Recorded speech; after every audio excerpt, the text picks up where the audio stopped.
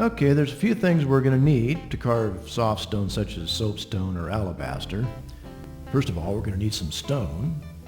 Then we're going to need a workbench, some gloves, a dust mask, and a few tools. A saw, something like a sawzall, a handful of files, a Fordham tool, some sandpaper, the wet and dry variety, water, and some tung oil. And away we go.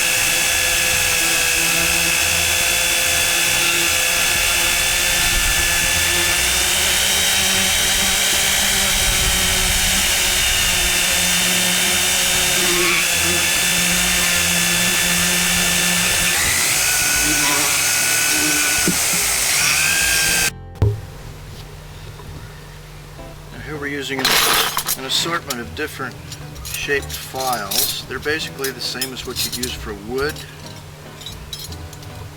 Soapstone's pretty soft, so you can carve it with wood tools actually. So I finished the stage in which I carved it with the Fordham tool, and now it ends up looking something like that. And now I'm using the hand files to take off all the rough edges, put some detail into it here and there.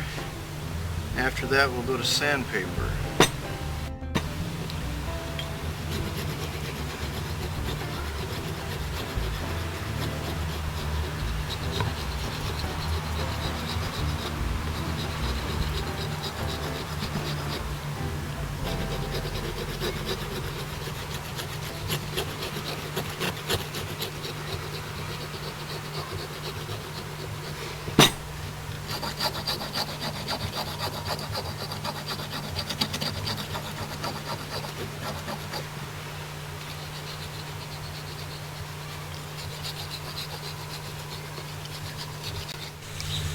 Okay, what we're doing now is the sanding process.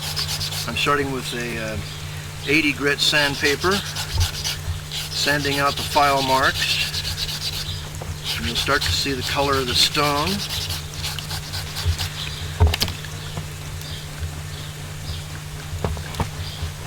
You have to use water because otherwise your sandpaper just plugs up, plus it's really dusty and you don't want to breathe this stuff.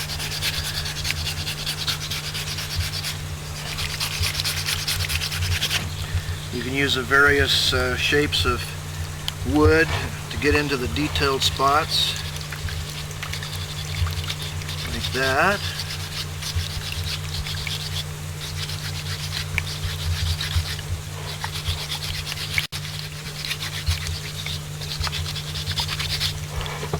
Okay.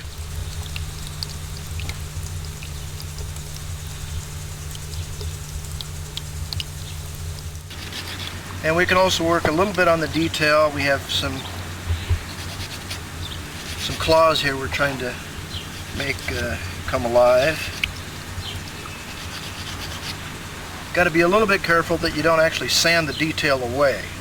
With this really heavy grit sandpaper, you can actually sand more away than you really want to if you're not careful.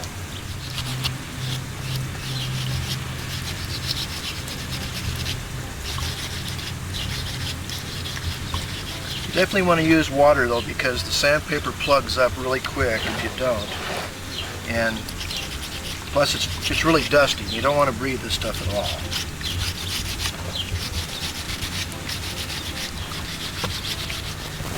Okay, now as we start getting down to a finer grit sandpaper, it's a good idea to leave the carving resting on a sponge or something soft so that you don't ding it up. Because the grit from the previous sandpaper, of course, is more coarse than what I'm using now, so the grit that's laying around on the table here is going to scratch the carving, so you want to wash the table off after you change each grade of sandpaper.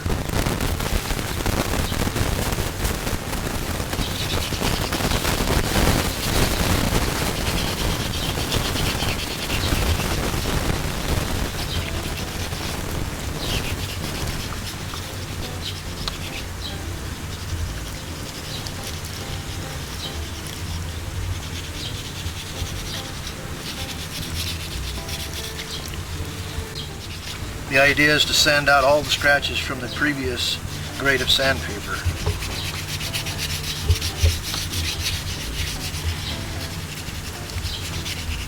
If you miss any spots, when you go to oil it in the very end, they're all going to show up. So it's really important that you do a pretty thorough job of sanding on each grit. Okay, now if you're wondering why I'm wearing rubber gloves, it's not because I'm afraid of getting my hands wet.